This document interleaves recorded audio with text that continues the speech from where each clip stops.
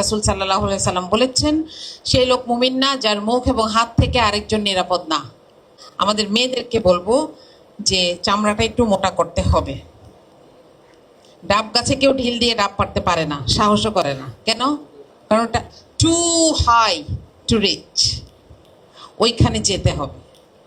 এত পাত্তা দিয়েন না। কেউ কথা বললে আমি যখন কান্না করি তো সে তো খুশি যে সে আমাকে আঘাত করে, অনেক মজা লাগবে তার।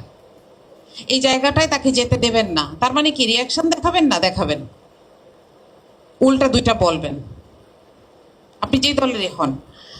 তৃতীয়ত হচ্ছে যে, এবং এটাই শেষ কথা, সেটা হচ্ছে দেখেন আজকের এই গ্যাদারিংটাকে দেখেন, আপনারা একটু মনোযোগ দিয়ে দেখেন। এখানে সীমা আছে, এখানে একটু আগে সাবিকুন ছিল, দুই এক্সট্রিমের পোশাক পরা, তাই না?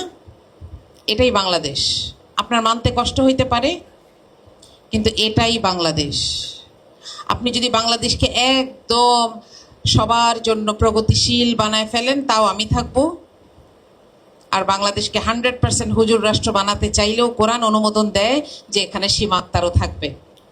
হ্যাঁ, আপনার স্ত্রী কেমন হবে এটা আপনি বাছাই করেন, কিন্তু আপনি সোসাইটিতে একটা মেয়ে কিভাবে এক্সিস্ট করবে সেটা সিলেক্ট করার দায়িত্ব আল্লাহ আপনাকে দেন নাই।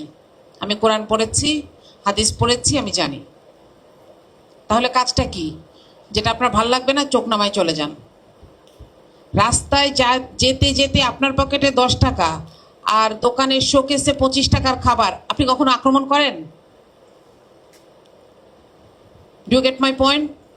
কিন্তু তাহলে একটা মেয়ে যখন কাপড় এদিক ওদিক হবে, যেটা আপনার পছন্দ হবে না, আপনার কেন মনে হবে এই মেয়েটা আপনার আক্রমণযোগ্য?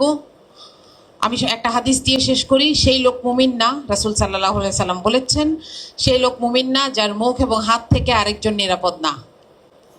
আপনি যদি ইসলামের নামে এগুলো করেন তাহলে আপনার এটা মনে রাখা উচিত, আর যদি প্রগতির নামে এটা করেন তাহলে তো আপনার নিজের কথাই যথেষ্ট আপনাকে নিজে ঠেকানোর জন্য।